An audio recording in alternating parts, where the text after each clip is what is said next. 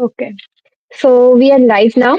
Good evening, everyone. My name is Joyashree Dey, and I am an English literature scholar. I welcome you to the Stories of Working Women series that will explore the role of working women in history in shaping cultural identity and ideology, curated under TMYS Review June 2025, in collaboration with the Center for Asia Pacific Initiative, University of Victoria. We are also calling for the submission of essays, poems, and short stories under the project. To know more about the submission guidelines and the project architecture, please visit www.tellmeyourstory.biz. So, this evening, I consider myself very privileged to be in company of our esteemed panelists, Dr. Sourav Banerjee and Dr. Francisca D. Haan. We also have had Dr. Richa Shukla with us, but due to some extremely emergency situation and unavoidable situation, she couldn't join us this evening. But we wish her speedy recovery and might she in good health. The topic for today's discussion is Peacemaker and Reformer Stories of Diplomacy from Conflict Zones under the sub-theme Women Warriors, Activists, and Reformers. Before we begin, I would like to introduce our speakers one by one. So, our first speaker with us in this evening, Dr. Sourav Banerjee. Dr. Sourav Banerjee is an associate professor and former head of the Department of English of Mahitosh Nandi Mahavidyalaya, Hooghly, a government-sponsored college affiliated to the University of Calcutta, West Bengal. Also a guest teacher of communicative English at the University of Calcutta Technology Campus. He has more than 20 years of teaching experience. He has been a university research fellow and has done his PhD on the projection of cultural nationalism in the novels of Australian novelist David Mallow.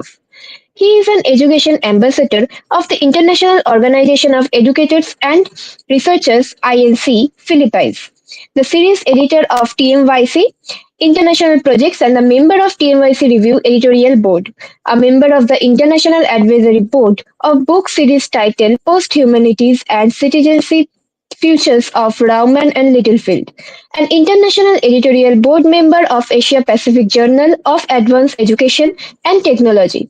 Also a book review editor of Journal of Eco-Humanism, reviewer of South Asia, and also a reviewer of a e-journal called Intersection. Sir, we are very delighted to have you in this evening on this panel. Thank you. Thank you, Joyashree. It's my pleasure. Thank you, sir. And our next speaker, Dr. Francisca Dehan. Francisca Dehan is Professor Emerita of Gender Studies and History at Central European University, Austria, and Fellow at the International Institute of Social History, Amsterdam. Her long-term research interests are transnational women's history and gender history, histories of international women's movement and socialist communist women's political activism. Most recently, she edited the Palgrave Handbook of Communist Women Activists Around the World 2023. A very warm welcome to you. Thank you so much, and I'm delighted to be here. Thank you so much, ma'am. So, without further ado, I will now request Sir Dr. Sourav Banerjee to share his insight on this very topic that peacemaker and reformers and how this shaping our history contemporary all. Thank you, Joyashree. First of all, let me thank TMYS and you for inviting me to this panel. Uh, I'm honored and delighted at the same time to be part of this panel. And I'm very sorry to hear about Dr. Richa Shukla's emergency, and I wish her a speedy recovery. So, a very good evening here in India, and maybe it's afternoon in the rest of the world, in the Western world. So, a very good afternoon to my co-panelists. Honorable co-panelists, Joyashree, and the rest of the people who are watching live and who will catch up later. So to begin with, uh, see, let me take this in a little academic manner. So what I'll do is we'll begin by saying that it is a given that from the dinner table to the boardroom table, women's participation in decision-making processes is increasing in societies around the globe. There's no two ways about it. Yet, even after almost 3 decades of the historic United Nations Fourth World Conference on Women in Beijing from September 4th to 15th, in 1995, in which 89 countries called for quote unquote full and equal participation of women in political, civil, economic, social, and cultural life. Women's participation at the peace table lags behind. Now, I do not have the current numbers, but between 1992 and 2011, just 2% of chief mediators and 9% of negotiators in formal peace processes were women. Only 7% of agreements signed between 1990 and 2010 referenced gender equality or women's rights. Now, to understand why do so few women participate or are allowed to participate at high level peacemaking process, we have to understand that the peacemaking landscape presents a number of barriers to women's participation. First of all, women's participation relates to a broader dilemma about the ends and means of peacemaking. Now, please try and understand that if the goal of a peace process is only to end violence, then women, who are rarely the belligerents, are unlikely to be considered legitimate participants. On the other hand, if the goal is to build lasting peace, however, it makes sense to gain more diverse inputs from the rest of the society, women among others, which sadly is seldom the case. Second, women's different security needs and priorities for peace challenge the dominant understanding of peace and security in the international system, which remains largely focused on state security rather than human security. Third, multilateral organizations like the UN that have made commitments to women's participation in peacemaking often have less power to influence the structure of a peace process in today's changing mediation landscape. And finally, and perhaps most importantly, a deeper resistance to change and a reluctance to share power is also at play, particularly on the part of the conflict parties themselves. Now, mediation teams and policymakers frequently voice concerns about how to facilitate women's participation in this practice. I believe women's inclusion has been advanced in many creative ways in a variety of contexts, but today, in my opening statement, I'll outline 7 models for increasing inclusivity that can be adopted on 2 different settings. The first is direct participation at the negotiation table. The second is observer status. The third is consultations.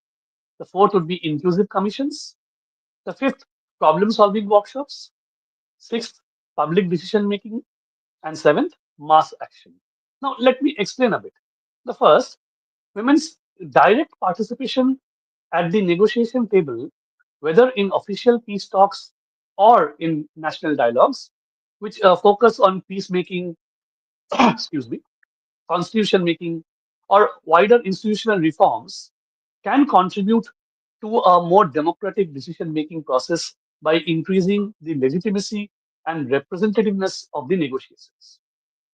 In this model, women can participate as mediators and as part of negotiating delegations, whether the delegation represents women's groups, a conflict party, or some other constituency.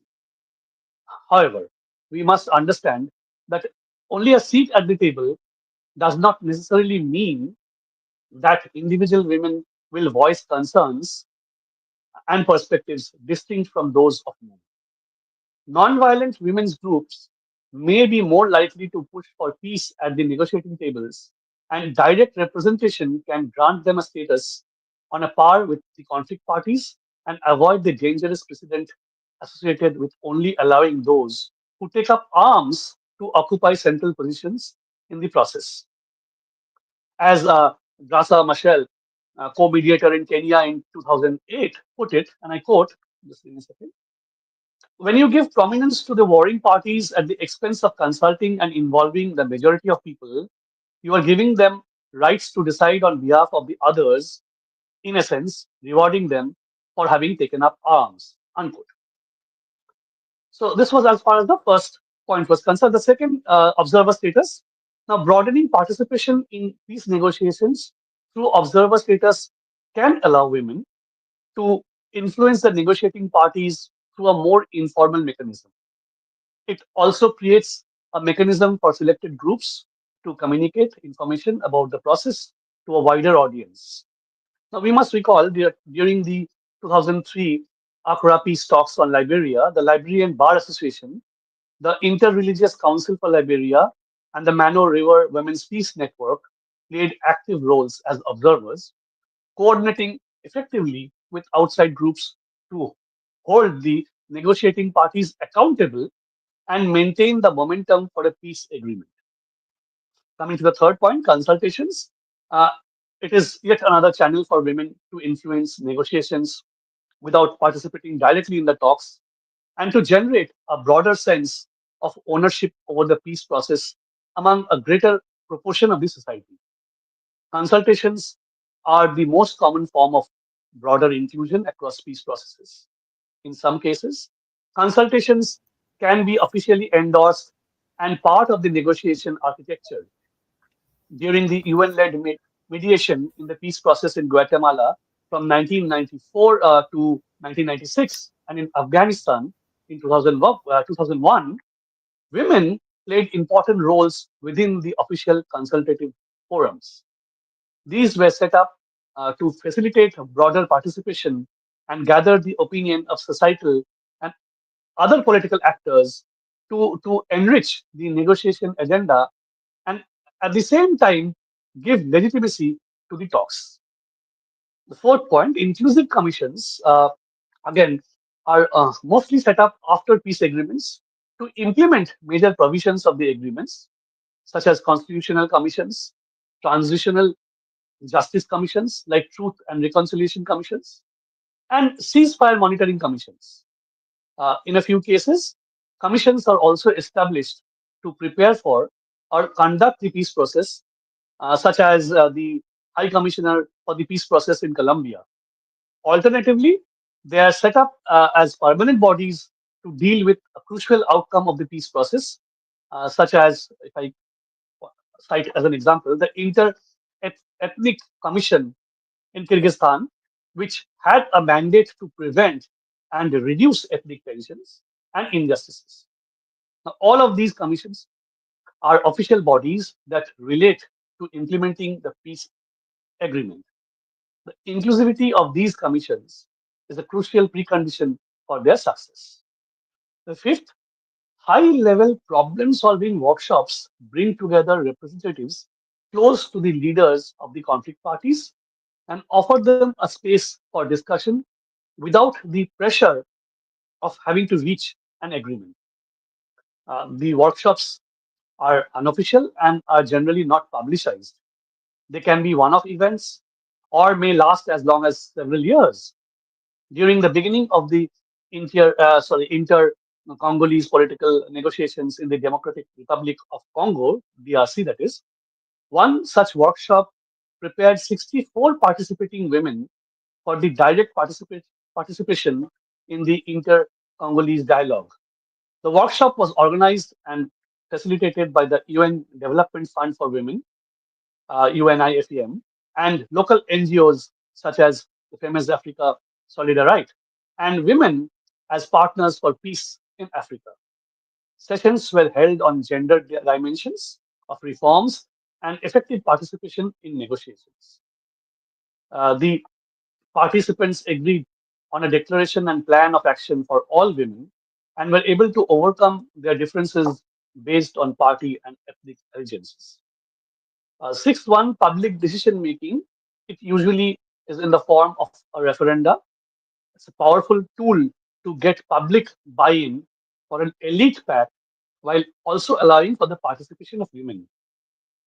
In this model or under this model, peace agreements or new constitutions can be submitted to ratification by the electorate, and the results are generally binding. For example, the decision to put the Annan plan to a referendum in Cyprus was judged as necessary to ensure a mandate for the agreement. However, Greek Cypriots rejected the plan, putting the process on hold. A core reason for the rejection has been the lack of buy in from the main political party in the country. In contrast, Northern Ireland, in Northern Ireland, the referendum over the Good Friday Agreement in 1998 was heavily supported by the communications and advocacy strategy and resulted in the endorsement of the agreement. Women's groups were essential in launching a yes campaign in support of the referendum. Finally, coming to the last masked action, it can create a general pro or anti peace agreement atmosphere. These campaigns can also give the negotiating parties insights into the perceived legitimacy of their position, whether in favor of or against the process. Here, women are particularly placed to exert influence on a peace process through mass action. Though women are usually in a minority among governments and armed groups that typically get a seat at the peace table, they may influence the negotiations in other ways, as women are often particularly active members of civil society and grassroots movements and are not typically perceived as the belligerents. In Liberia, again, the women in Peace Building Network, WIPNET, engaged in a series of mass actions, successfully demanding that the parties sign the peace agreement. Interestingly, they performed a sex strike. Ordinary women across society joined the strike, including sex workers, blocked the doors of the negotiations, and held countrywide sit ins and demonstrations. Coming closer to India, in Sri Lanka, a businesswoman called Neela Marikkar brought business leaders together in a group called Sri Lanka First, and in 2001 organized a demonstration with partner organizations that was attended by an estimated 1 million Sri Lankans across the country. This mass action played a significant role in pressuring political leaders to begin negotiations with the liberation tigers of Tamil Ilam. In Somaliland, women's groups continually organized demonstrations at the negotiation venues as a means to demand inclusion. Now, these actions helped them to become official observers in the eventual Baroma conference in 1993. So, for the time being, I'll stop here. Maybe take up later if there are other aspects that come up. So, I rest my case with this. Sure, sir. I will be eager to hear more about the all the like campings also. That's going all over like the contemporary time. That's very important because all the situation that is going around us, it's very necessary to take the steps. Okay, moving on to our second speaker, ma'am. Can you share your insights, please? Thank you. Yes, you hear me well? Yes. Well, first of all, again, thank you for allowing me to contribute here. This is really an honor. And I am glad I can say something on the basis of my historical research over the basis of a longer period. So basically, my examples will be historical, and I hope that can also contribute to our insights. First of all, um, I think it's very important to emphasize that peace activism has been a central part of women's activism, women of different backgrounds, different political persuasions across the 20th century. And secondly, they worked in different contexts, but most of them, but probably all of them, recognized that the cause of peace was closely connected always with the ongoing struggle for or the defense of women's rights.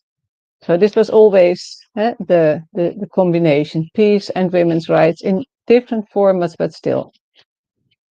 So, and I want to give you, if you allow me, 4 examples from different times and places.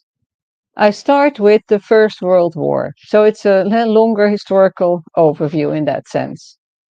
So the First World War from 1914 to 1918. And I think it's good to mention some numbers. The total number of military and civilian casualties in that war was around 40 million. So an estimated 15 to 22 million deaths and the rest wounded. So it's just enormous.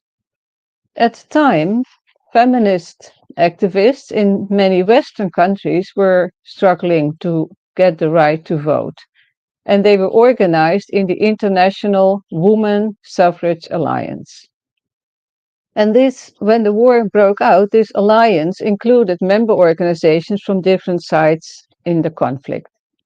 The leadership of the alliance then wanted their activities to stop, or has suspended the activities, but individual women didn't agree because they thought it was precisely important in times of war to keep working across these national differences.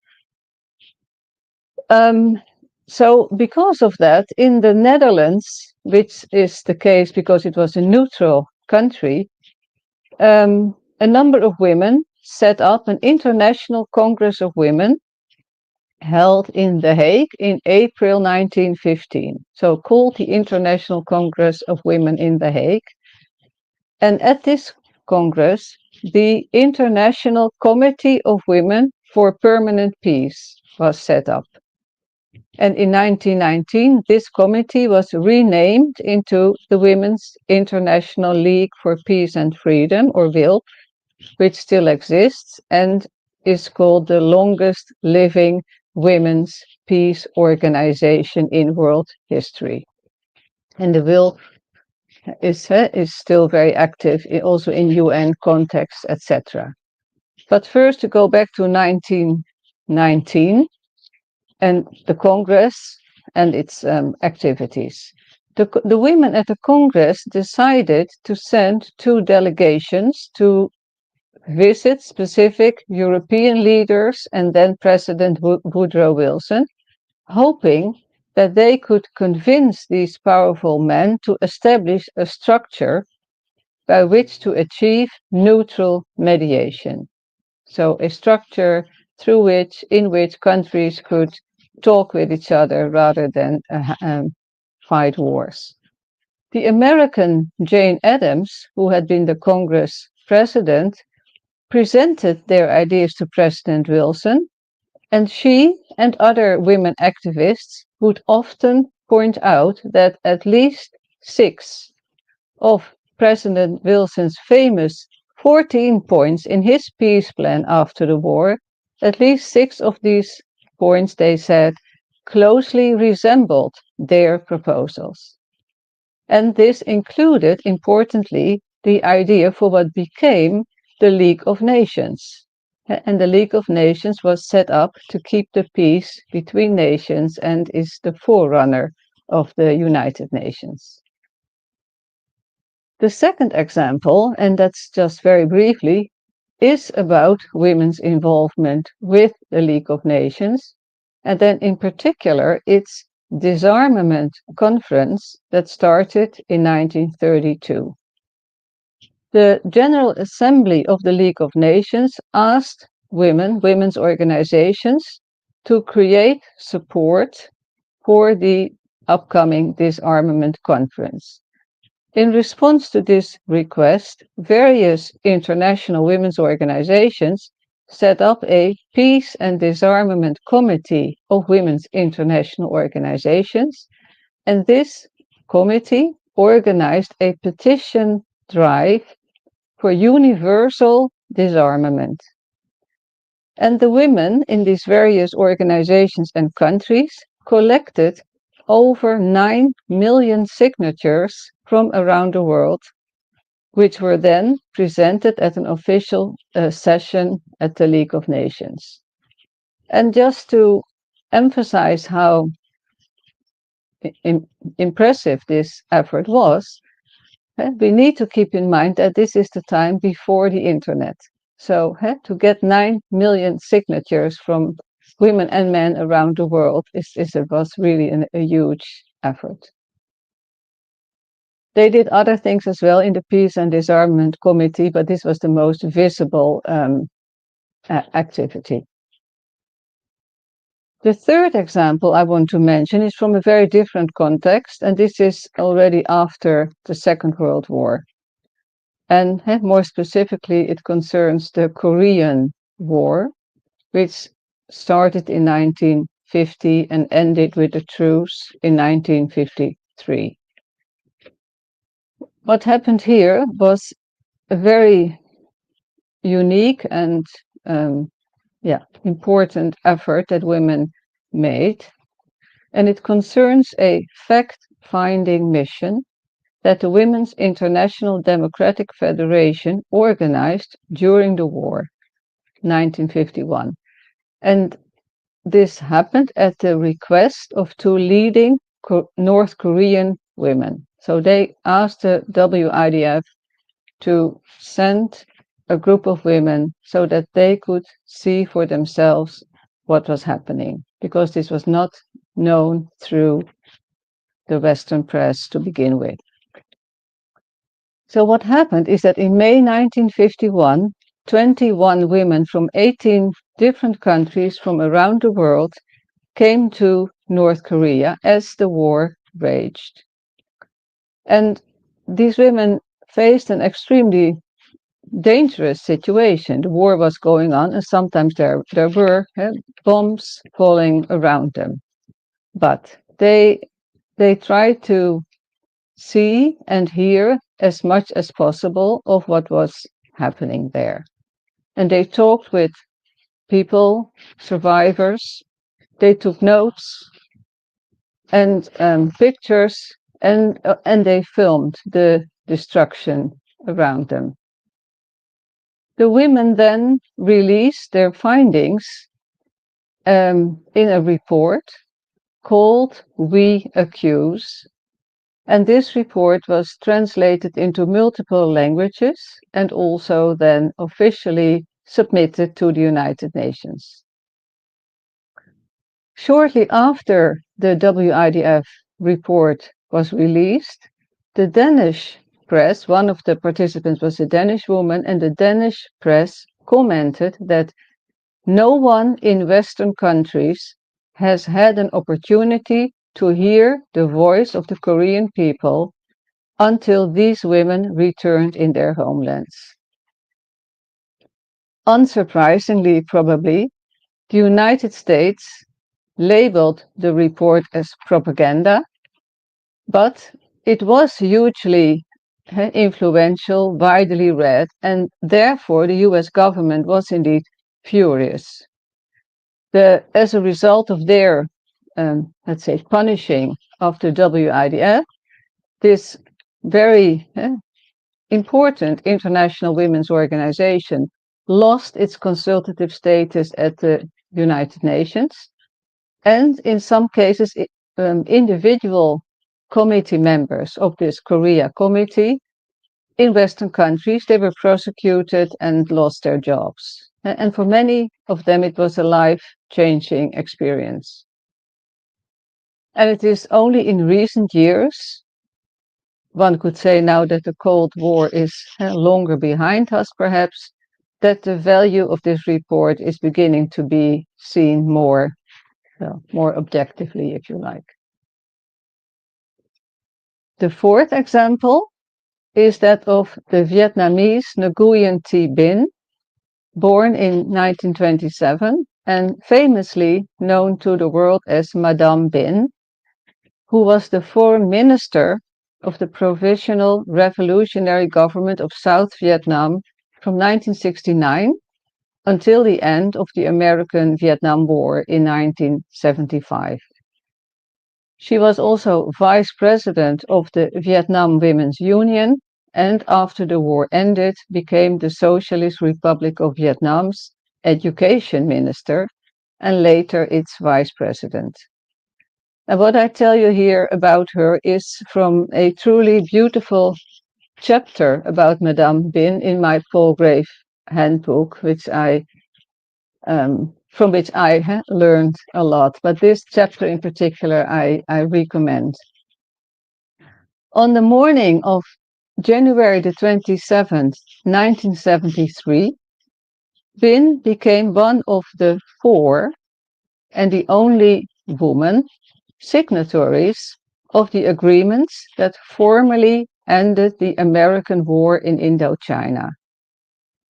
And this is what she wrote herself in her memoir. So I'm quoting her from that chapter. Madame Bin. As I put down my pen to sign the historic Paris Peace Accords, I was extremely moved and thought immediately of my fellow countrymen, comrades and friends in both the North and the South. When I thought about those who were no longer alive today, tears overflowed my eyes. End of quote. Before she became the chief negotiator for South Vietnam's Provisional Revolutionary Government, Bin served as a traveling ambassador, winning strategic support of foreign governments and from grassroots movements around the world for the National Liberation Front of South Vietnam. Period. Her successful diplomatic work humanized the cause of South Vietnam in the Western public eyes and augmented the position of South Vietnam at the negotiation table. Historians have since highlighted Madame Bin's significance both as, quote, the diplomatic embodiment of the Vietnamese struggle for liberation and as one of the most recognizable Asian female figures in Western women's political circles. In the press, she was aptly dubbed as, so writes Anh Nguyen, the flower and fire of the revolution. She became widely known for her willingness to speak bluntly and for her striking good looks. For many, what distinguished Bin from other diplomats was not only her leadership position within the guerrilla ranks, but also the unmistakable duality that she personified, feminine and revolutionary, traditional and modern, humble and unwavering. And then in the chapter, Anh Nguyen writes more also about Madame Bin's later work for the Socialist Republic of Vietnam, including her work as Minister of Education. And she emphasizes how much Madame Bin has contributed to her country. Thank you. I would leave it at this for now. Thank you so much, ma'am, for sharing the four most like examples all around the world. It was very insightful. So, moving on to our question answer segment. My first question I want to ask to Dr. Sourav Banerjee.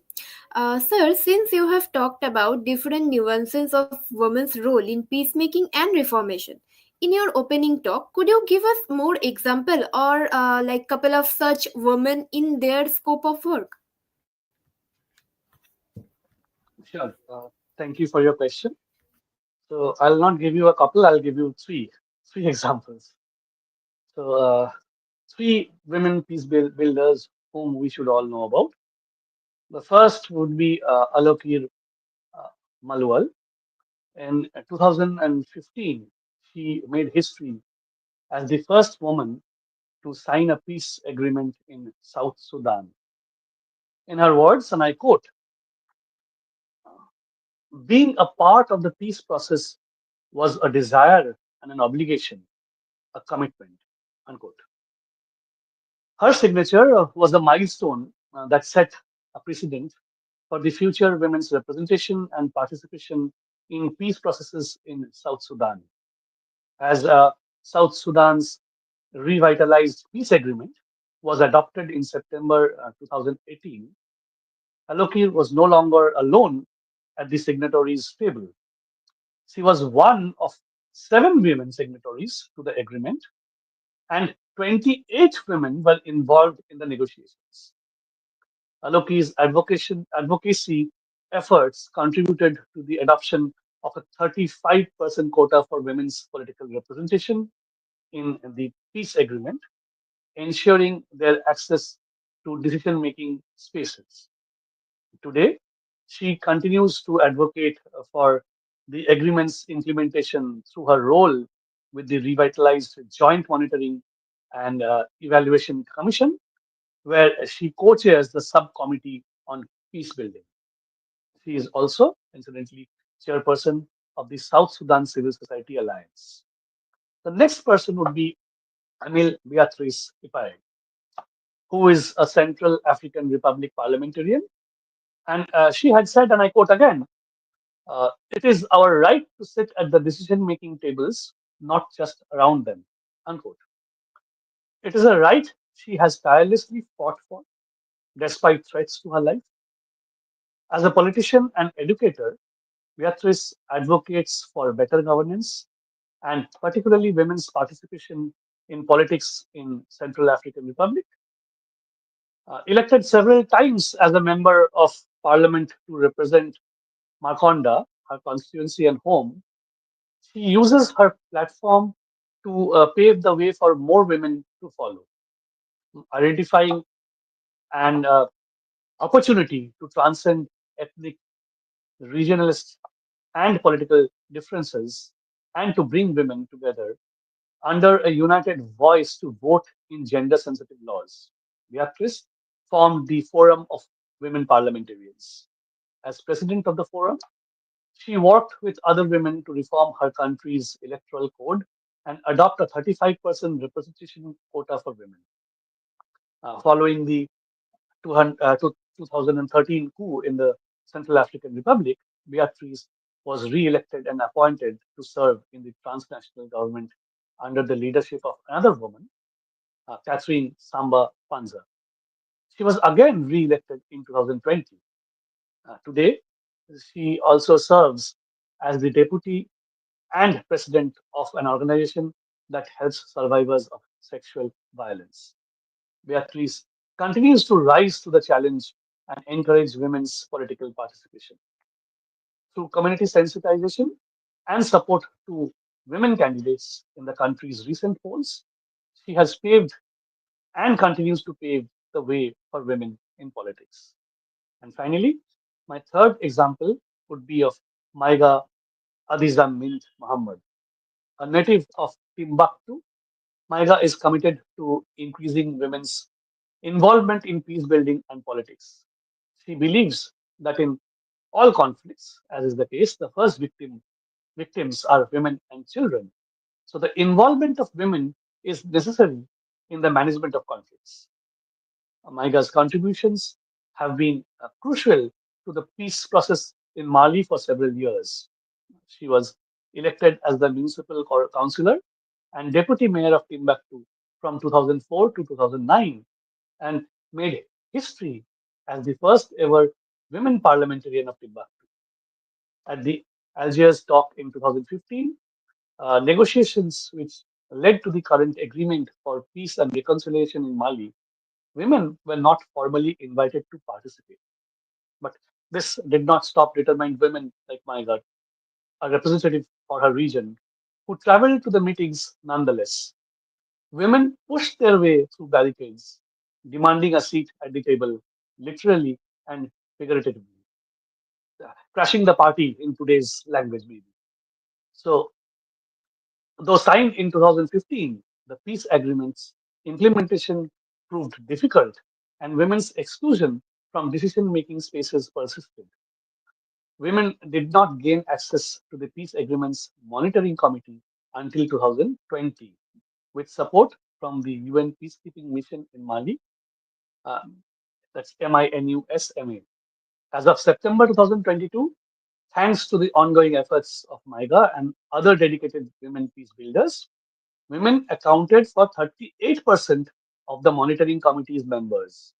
MIGA continues to work tirelessly to ensure that the minimum quota of 30% women is implemented within the committee. She also leads women's networks in Mali, serves as a member of the Consortium of Women in the Political Transition in Mali, and is an advocate with the non-profit organization Gomnica. So that, I mean, those would be my three examples. Thank you. Thank you, sir. And absolutely, women always find, especially women peace builders, find their way, like pave their way in the political party or round table. And one of the quote that you have stated that women are like to in the decision making table, not around them. That's very true. Not Thank you. my quote, but still, yes. Okay, yeah. Okay. My Joyashree, you are on mute.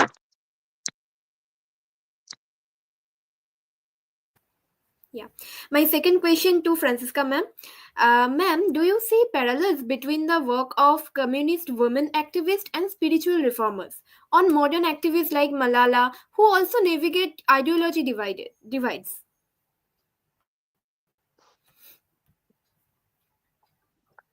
Thank you for that question. I am not, let's say, an expert on spiritual reformers, although I did work earlier on some um, Protestant women reformers for whom their religious beliefs were very important um, in infusing their activism. But the more contemporary question and that you ask, yes, I do think there are. I can see parallels for sure. The starting point for me then is their focus on education. Education as a basic human right, which always, well, for many years and in many places, was and often still is less available to girls. And this emphasis on education as a basic human right and is something absolutely necessary to empower individuals, but also society as a whole, has been a fundamental part of the struggles, the agendas of socialist women and socialist countries. In addition to the right to healthcare and housing, but these were basic human rights that they foregrounded. And when I think of Malala, in as far as I know of her work and remember her Nobel Peace Prize speech, which was so powerful, she strongly emphasized not just his right to basic education, but also had to quality secondary education for all children everywhere, which I thought was a very, not just a very powerful way how she put it, but it was also, you could say there's a socialist feminist way of thinking there, because she compared the children of rich people, leaders with who get all the privileges, including educational, with all those millions of children who don't have access to any of these rights, but should have. So I thought it was very beautiful the way Malala put it.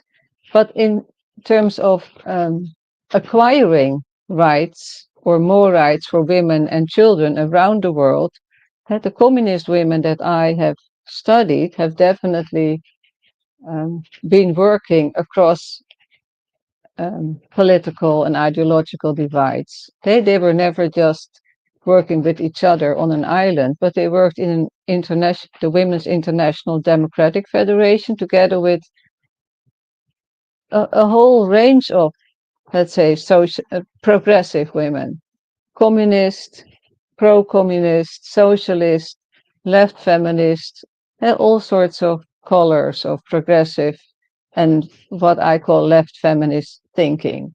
And that also meant that they did not necessarily thought the same about every point, but they did agree on these basic issues and these basic rights needed for women and girls around the world. And they also always very much emphasized the need for the primary condition for all of this, which is peace. So I think that's very similar in their approaches. Yes. Thank you so much, ma'am. And yes, I also somewhat agrees that be it spiritual reformers or be it like communist women for peace builders, they both work together like for collective issues, not any like individual rights. So that's very important. Okay. So my next question again to you, sir. Bhakti and Sufi tradition emphasize love and devotion as tools for transcending social and religious divides. How do you think these ideas remain relevant in modern peace movements? Right. So this is a very difficult question to address in such a short time. But uh, to answer this, I'll have to go through the basic concepts of Bhakti and Sufi, although in a brief manner. So we all know that India, throughout its rich history, has been a melting pot of diverse cultures, traditions, and spiritual practices. Among the various socio-religious movements that have left an indelible mark on the country's ethos, two prominent streams stand out: the Bhakti movement and the Sufi movement. Now, despite originating from distinct religious backgrounds, Hinduism and Islam, respectively, these movements share remarkable similarities in their essence, ideologies, and practices. Now, the Bhakti movement emerged in medieval India predominantly between the 7th and the 17th centuries as a devotional movement within Hinduism. It is almost like the Protestant Reformation movement within Hinduism. So, Bhakti derived from the Sanskrit word bhaj, means to adore and to worship, emphasize the personal and intimate connection between the devotees and the divine. It sought to transcend the ritualistic complexities of Orthodox Hinduism and advocated direct communication with the divine through love, devotion, and surrender. That's why I said it's kind of a Protestant reformation. So, like the key features of Bhakti movement were monotheistic devotion, use of vernacular literature, language, and social equity. The Sufi movement emerged parallel to the Bhakti movement and within Islamic traditions, particularly in the Indian subcontinent during the medieval period again. Now, Sufism is rooted in the mystical dimensions of Islam, emphasized the inward journey of the soul toward union with the divine beloved Allah. It sought to attain a spiritual enlightenment through practices such as dhikr, remembrance, meditation, and asceticism. The key features of this movement were mystical love, ishq, universal brotherhood, and syncretic practices. So we find that despite emerging from different religious contexts, the Bhakti and the Sufi movements exhibit striking parallels and shared ideologies like devotional love, unity in diversity, and vernacular expressions. So we can say that the Bhakti and Sufi fostered a climate of mutual respect and understanding among different religious communities. These movements facilitated a process of cultural synthesis where diverse cultural elements merge to create a unique composite culture, inclusivity. This synthesis is evident in various aspects of Indian art, music, literature, and architecture. The Bhakti and the Sufi sense also challenge social norms and hierarchies, advocating for social justice, equality, and human dignity. Their teachings continue to inspire movements for social reform and empowerment even today. And the Bhakti and Sufi movements stand as a testament to the enduring power of love, devotion, and spiritual quest in the human experience. Despite originating from distinct religious traditions, as I said, these movements share a common ethos of universal love, tolerance, and inclusivity. Their profound impact on Indian society transcends sectarian divides, fostering a legacy of pluralism, cultural synthesis, and social reforms that continue to resonate in the collective consciousness of the nation even today. So, as we navigate the complexities of modern times, The teachings of Bhakti and Sufi saints offer timeless wisdom and guidance, reminding us of the intrinsic unity underlying the diversity of human expression. So I would say that in the present times, uh, in the rich tapestry of Indian spiritual heritage, the Bhakti and the Sufi movements shine as beacons of light, illuminating the path of love, compassion, and spiritual realization for generations to come. And it is in these aspects of these two movements that the youth of today can find paths of moving forward into a more inclusive society. That would be my answer. I hope I have answered your question properly. Yes, sir. Properly. Okay. My next question again to you, ma'am, and that also in reference to your previous answer also. Communist women activists often worked within ideologies that prioritize collective over the individual rights. So, how did this shape their approaches to peace building and gender equality? Pardon. Thank you. Thinking about what you frame as collective versus individual rights, it's difficult for me to see these as separate, let me put it like that, or oppositional. Um, Starting with the fact that it was precisely um, in the Soviet Union that women's independent personhood was recognized by law already in October 1918. And so rather than seeing women as either non-existing or part of the family or having to obey their husband's marital power, which was the case in almost all systems, they were recognized as independent persons with their own individual rights, economic, political, social. So this is a very fundamental step. And this was indeed the fundament on which socialist and communist women were working and thinking. They treated women, conceptualized women as individual persons. And then at the same time, these women were entitled to human rights, which were often not available to them or others. And basically, in the socialist context, women were these recognized individuals, persons, which should be allowed not only to have rights on paper, but also be able to have these rights in practice. They should have meaning. And therefore, the state had to provide social services, education, but also um, services that supported women as mothers so that women could indeed participate in society as mothers, workers, and citizens. This is what was their program. And this was part of all socialist states' agendas.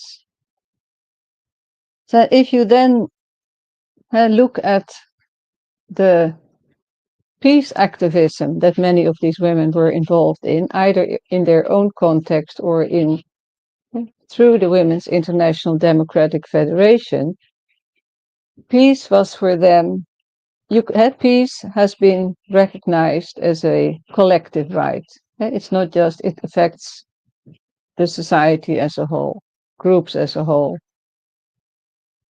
But for them, peace was always much more than um, the fact that there's no war. Peace is something much bigger. Peace means the right to a just society.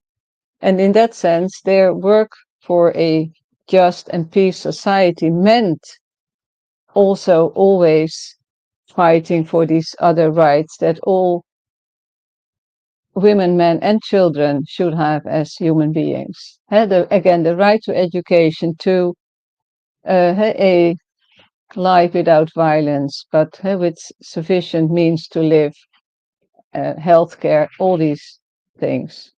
So so I see this in their worldview, in their politics. what you then call collective and individual rights as completely intertwined. Is that an answer to your question? Yes, ma'am. Just the answer I'm looking for. So we have very short time, but I will go to the third question quickly. Sir, with the rise of global youth movements such as those led by Greta Thunberg for climate action, how do you think young women activists are reshaping the global discourse on peace and reform? Well, Greta, with her call for how dare you exhaust the privileges of the earth that you have been using and not letting us enjoy that, is definitely a hashtag movement by herself. But since this session is becoming a bit too academic and serious minded, let me take a different take on that. And I'll be very brief about it. I will not talk so much about Greta, but I'll talk about two other popular people, not so young, but then very popular with the young people. So you see that the main thing that I was talking about, one of the main things that hinders peace is patriarchy and the male ego. Now, a very good thing that has happened when Amal Amaluddin had married, the newspapers, the prominent newspapers in the US of A, they had written, international lawyer and activist Amal Amaluddin marries a Hollywood actor. Now, who was the Hollywood actor? George Clooney.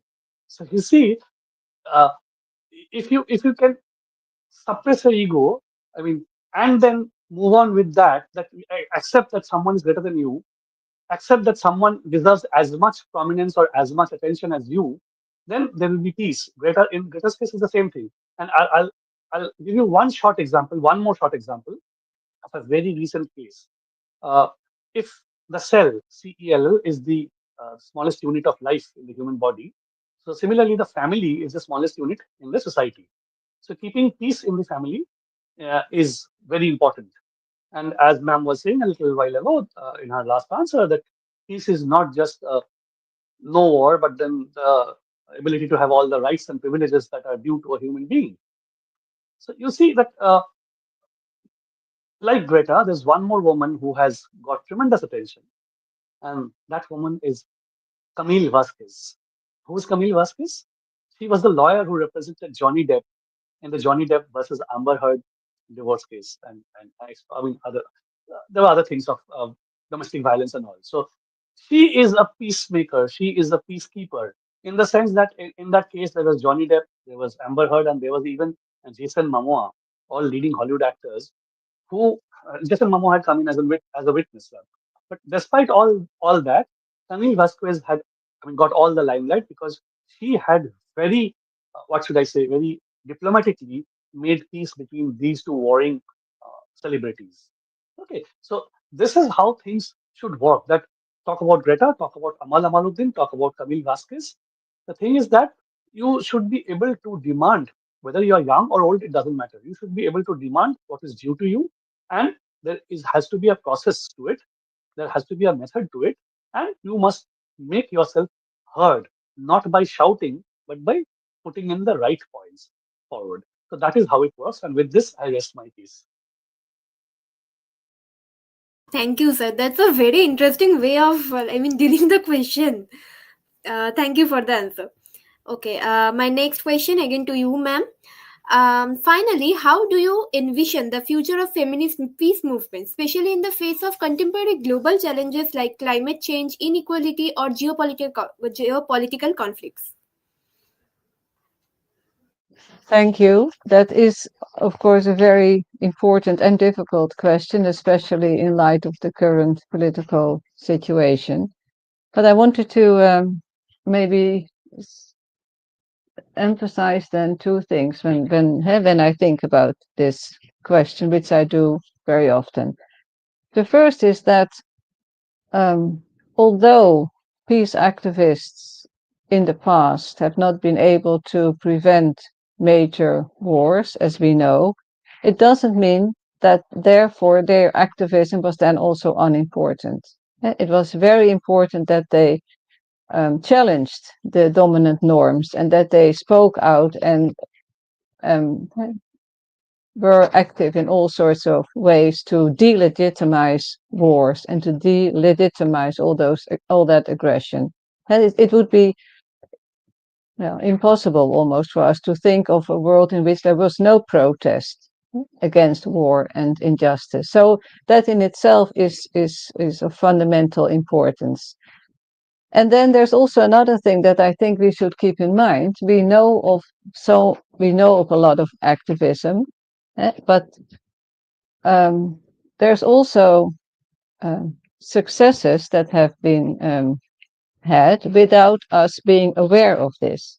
And one example is that although there have been states since the Second World War with atomic bombs, more and more, there has never been an atomic war after the bombs were dropped on Japan. The states haven't used them, and that is to a large extent, not only, but to a considerable extent, thanks to the massive anti-nuclear war movements, which have really activated millions and millions of people. And historians have written about this, that this is one element that is not sufficiently recognized. And it was also the Women's International Democratic Federation and the millions of people activated through the World Peace Council who played a huge role in this activism. So I think we need to be aware of how important all these forms of activism have been. And then what these people did and what I think we have to keep doing is indeed organize ourselves and be on the streets, not just be desperate, sit at home and only be active on social media, because it's not enough. We have to have our voices heard. We have to show our disagreement, and we have to make clear what kind of world we do want. And that can only be done if we are sufficiently organized and keep fighting. That is what I think. Absolutely, ma'am. I agree with you. This brings us to the end of the session.